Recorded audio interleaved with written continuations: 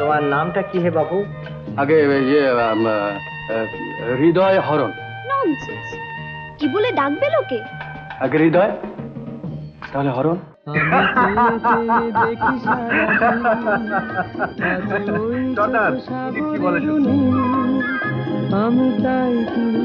মিথ্যে কথা বলা একটা আর্ট, আর তার জন্য সাধনার প্রয়োজন হয়, নইলে ধরা পড়ে যেতে হয়।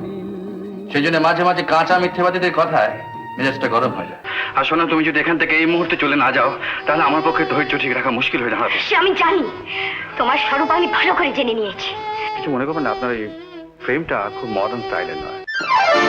মনে হয় তোমাকে অনেক দূর নিয়ে চলে যায়, সেখানে কেউ থাকবে না, তুমি থাকবে না, আমি থাকবো। কি মুশকিল। কোনো জিনিস তৈরি করতে কত সময় লাগে, আর ভাঙতে একটা মুহূর্ত।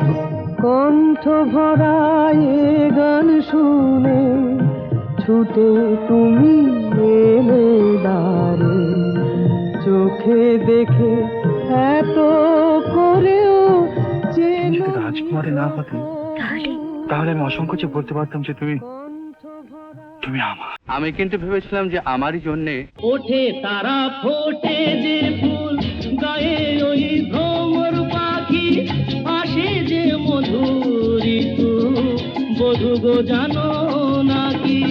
ওঠে তারা ফোটে যে ফুল, গায়ে ওই ভ্রমর পাখি, আসে যে মধুর ঋতু, বধু গো জানো